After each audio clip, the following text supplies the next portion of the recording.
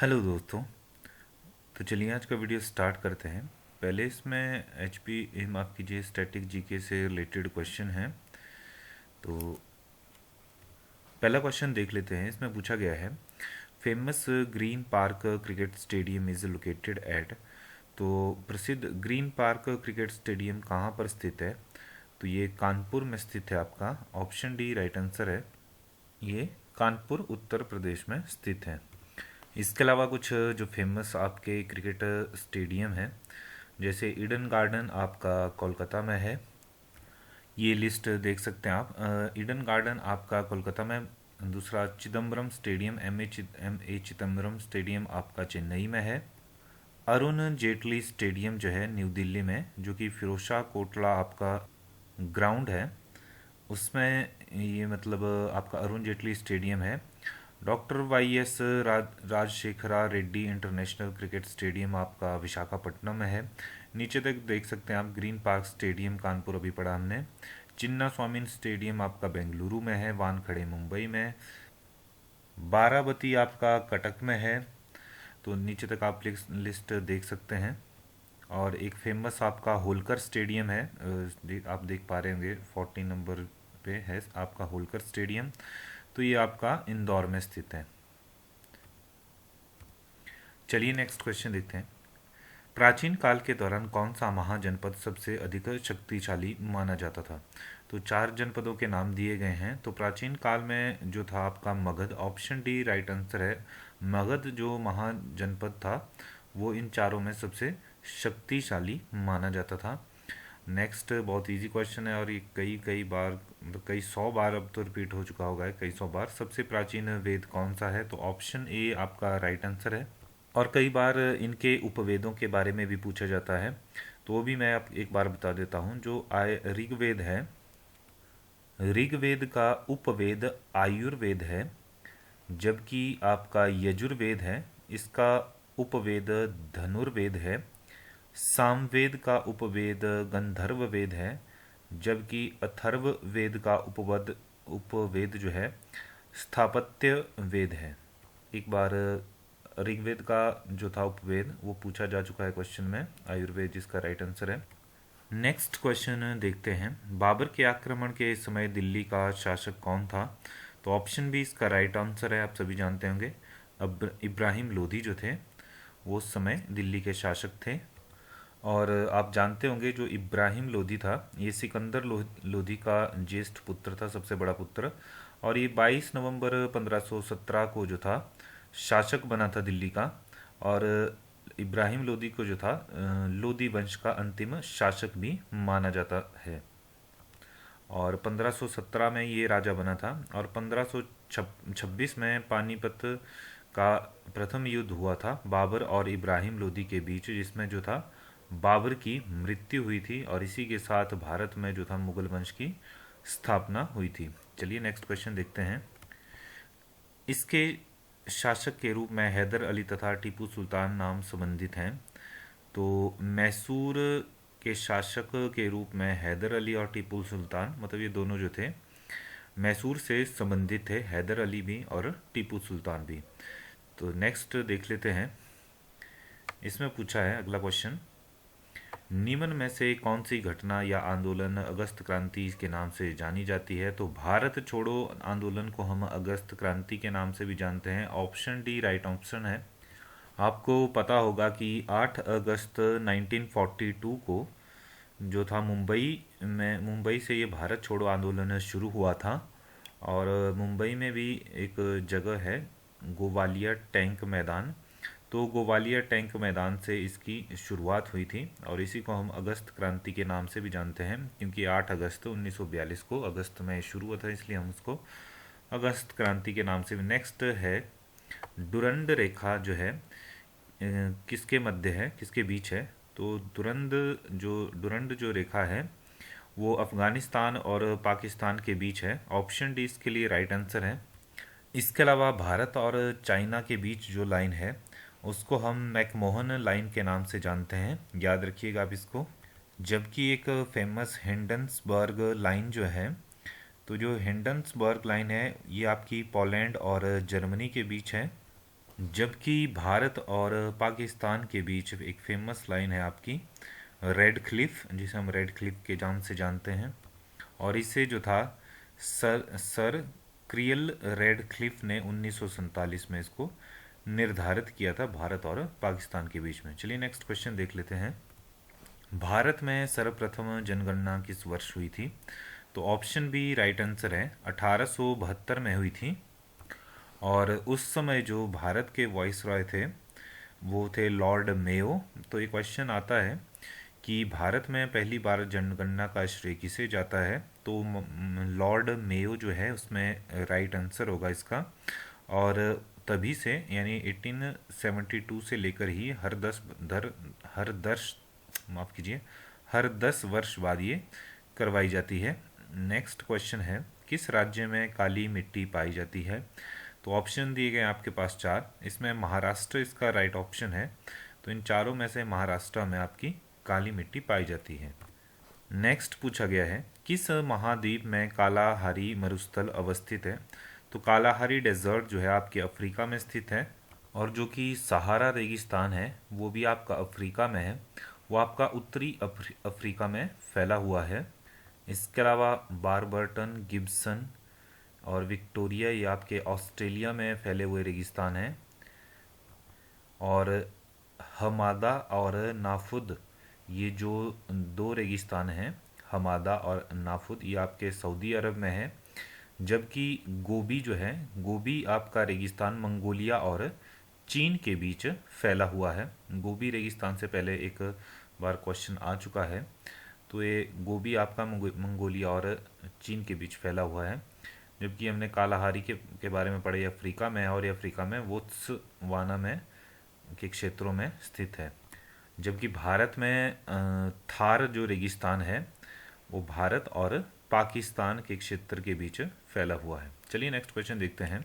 अनुच्छेद 356 के अंतर्गत किसी राज्य में कितनी अवधि तक राष्ट्रपति शासन लगाया जा सकता है? तो ऑप्शन, एक्चुअली ये राष्ट्रपति शासन जो है मतलब जो राज्य का राज्यपाल होगा, अगर किसी भी दल को सरकार बनाने के लिए बहुमत ना मिले, तो स्पष्ट बहुमत ना हो, तो राज्यपाल जो है सदन को 6 महीने की अवधि के लिए निलंबित अवस्था में रख सकता है। 6 महीने बाद यदि कोई स्पष्ट बहुमत प्राप्त ना हो तो पुनः चुनाव करवाए जाते हैं। लेकिन फिर भी ना हो तो ऐसा है कि ये 6 महीने के लिए लगता है, लेकिन ये 6 महीने ऐसे आगे कर करके ये 3 वर्षों तक बढ़ाया जा सकता है। मतलब मैक्सिमम लिमिट इसकी 3 साल तक है। नेक्स्ट देखते हैं, यहाँ कंप्यूटर के क्वेश्चन है, विच of the following is the minimum super की? तो मिनिमल सुपर की है आपकी कैंडिडेट की। ऑप्शन बी राइट आंसर है। तो मतलब आप एक चीज़ याद रखेंगे, जो आपकी कैंडिडेट की होती है, दूसरे शब्दों में हम उसको मिनिमल सुपर की बोलते हैं। तो एक तरह से आप मतलब इसका ही नाम है ये दूसरा। तो एज अ डेफिनेशन याद रखें आप इसको कि कैंडिडेट की ही आपकी मिनिमल सुपर की होती है। नेक्स्ट देखते हैं, which of the following is not a relational database? तो RDBMS इसमें से कौन सा नहीं है?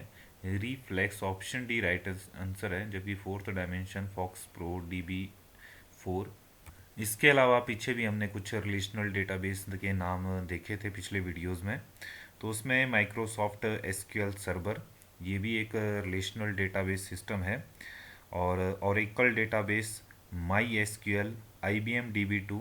तो ये 3-4 नाम और हैं, और 3 नाम यहाँ पे दिए गए हैं। तो ये सारे रिलेशनल डेटाबेस सिस्टम हैं। एक बार मैं फिर दोहराता हूँ, Microsoft SQL server, Oracle database 2, Microsoft SQL, माफ़ कीजिए MySQL 3, और IBM DB2 4, और DB बेस यहाँ पे 4 लिखा गया है।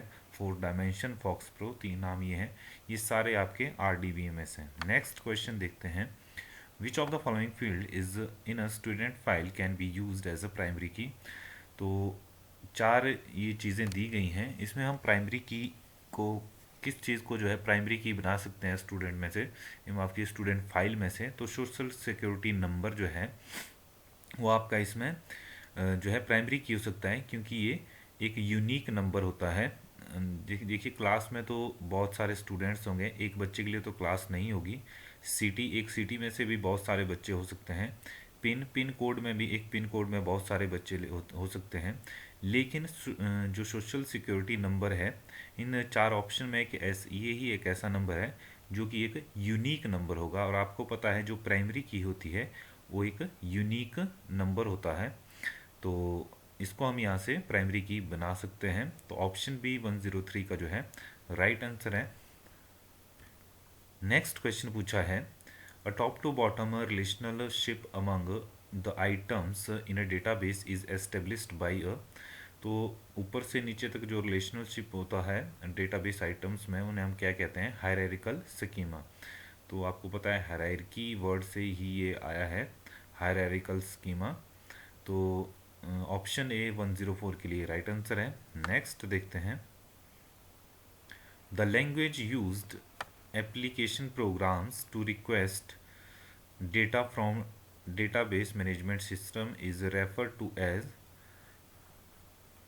ऑप्शन ए राइट आंसर है। तो हम डीबीएमएस में डेटा मैनिपुलेशन लैंग्वेज का जो है यूज़ करते हैं। तो हम इसके लिए बेसिक डीएमएल के जो वर्किंग है वो है इंसर्ट डेटा, अपडेट डेटा या रिमूव डेटा, और डेटा क्वेरी यानी सिलेक्ट डेटा। तो जैसे ही अगर हमको कुछ भी अगर अपने डेटाबेस से लेना हो, रिक्वेस्ट करना हो डाटा, तो हम क्वेरी जो है आपकी सिलेक्ट उसका यूज़ करते हैं। तो डीएमएल में ये हम चार ऑपरेशन करते हैं, इंसर्ट, अपडेट, डिलीट और सिलेक्ट। तो डेटा मैनिपुलेशन लैंग्वेज जो है आपकी सिलेक्ट कमांड की सहायता जैसे से जो है डेटाबेस से डेटा रिक्वेस्ट करती है। ऑप्शन ए इसके लिए राइट आंसर होगा। नेक्स्ट है, demodulation is a process of converting digital to analog signal. तो मॉड्यूलेशन और डीमॉड्यूलेशन हमने एक बार देखा भी था, जबकि मॉड्यूलेशन जो है इसका उल्टा होता है। मॉड्यूलेशन में हम एनालॉग सिग्नल्स को डिजिटल सिग्नल्स में कन्वर्ट करते हैं, और डीमॉड्यूलेशन में आपका डिजिटल जो है एनालॉग में कन्वर्ट किए जाते हैं। तो एक मीडियम से, किसी मीडियम से आपने जो मैसेज भेजना है, ये कुछ भी, मतलब मैं एक एग्जांपल ले रहा हूँ मैसेज भेजने का।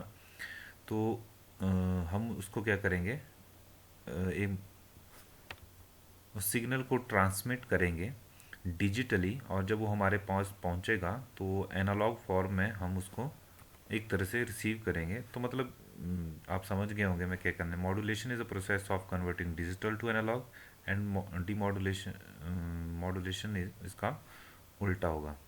नेक्स्ट देखते हैं,